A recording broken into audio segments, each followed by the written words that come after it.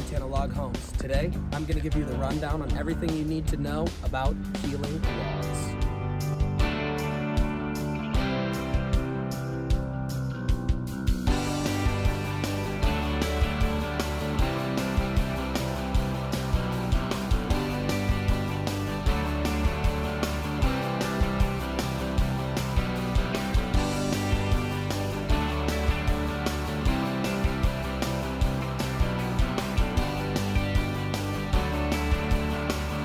This is our saw shed, where all of our draw knives are kept.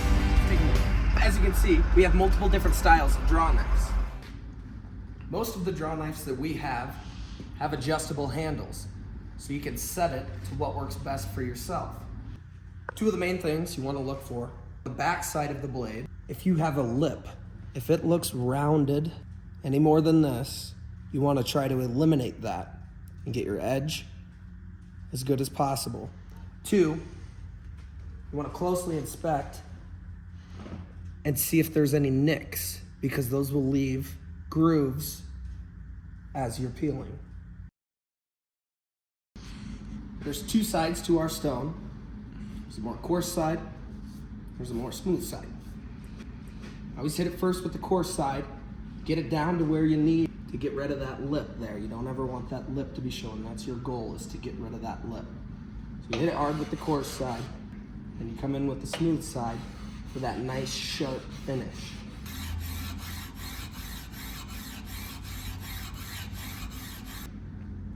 Then next, if you've got your back side good and that lip eliminated, flip it over to the front side for the same thing.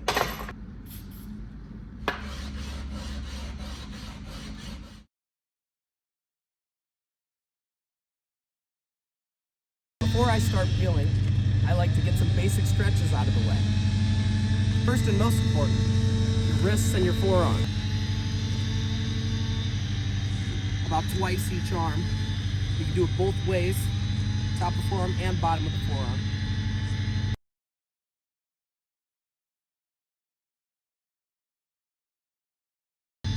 Gotta get the shoulders loose, so I like to do some arm circles. Forward, backwards. Gotta loosen up the legs and the back, so I like to do a little lunge twist. Get her down, really feel it in the legs. Limber up that back. When it comes to peeling, I can't stress stretching enough. The first week or two of peeling, you're using muscles you didn't even know you had. You're going to be sore. That's why I recommend stretching for a good 5 before you even start, and multiple times later that night when you get home.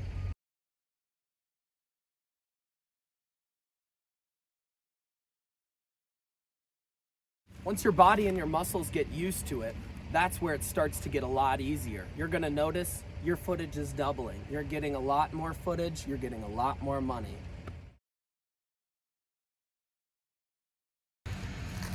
So the PV is a very easy tool. It's pretty self-explanatory. If I want to roll the log away from me, I'm gonna use it like so. You want this to dig in very well, because if that slips, you're putting a lot of force up and in, and you're gonna slip and fall that way. Same with this way. If I wanted to roll the log towards me, stick it in, make sure it has a good bite. When you're rolling your log, it's important to always have your block on the deck to the side you're rolling, because not every log is straight enough to where it's gonna roll perfect. There might be a bow where you get to a certain point in a log and you're rolling it, and that thing's gonna take off, wanna shoot that way. So for the safety of the other peelers on the rack, you're gonna wanna put that block there before you roll and make sure it's secure. While peeling, it's important to keep the deck clean. If you're placing your draw knife here, leaning the PV coat, there's a chance that they might get crushed or broke, because there's peeled logs going out and new logs coming in quicker than you know.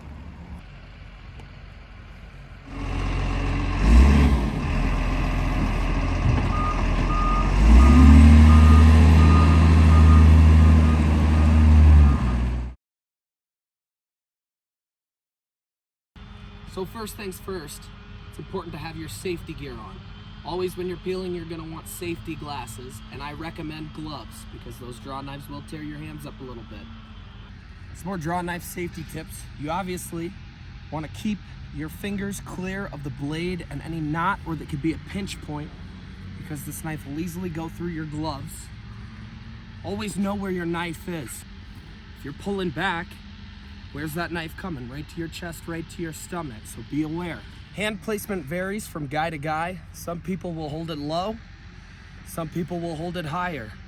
That's all okay, as long as you're keeping your fingers clear of that blade, of that edge. So we bump our knots first before we even make a pass with the draw knife, because you want that draw knife to slide over that knot. If that knot's still there, it's gonna jam you up and it's not gonna feel the best. When bumping knots, you always want your safety glasses and hearing protection. I'm gonna back blade it with the top of my blade while steering clear of the kickback area.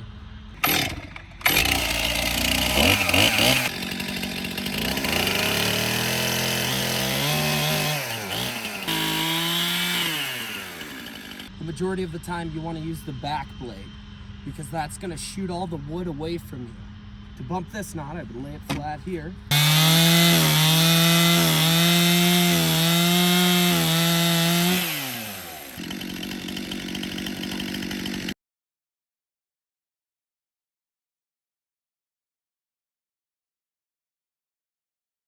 Now we're going to check our log for any thick bark that's not going to come off easy with the draw knife. That's where the spud bar comes in handy.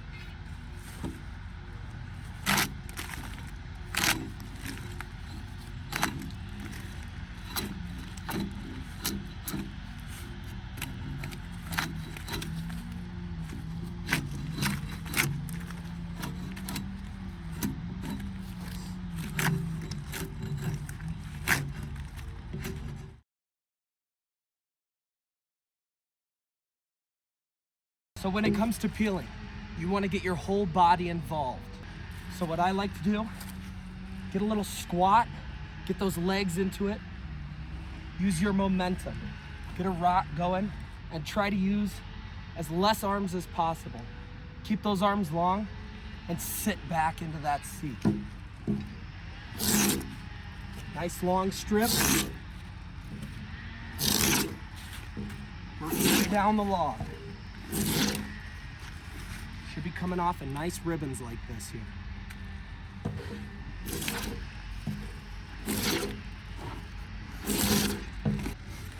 So the farther down on the side of the log you go, the less times you're gonna have to roll your log and the quicker you're gonna get your log done. We like to say, you just get what the knife can get.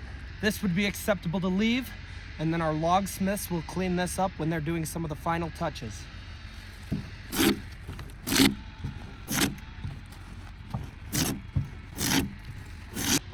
Once you've gotten low enough on both sides, it's time to roll your log.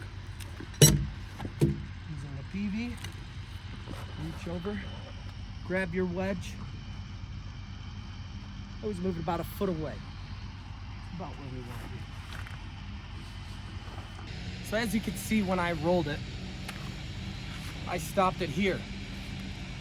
For me, it's easier to reach lower on the side that you are than to reach across the log and pull. Here, I'm kind of strict to only using my upper body.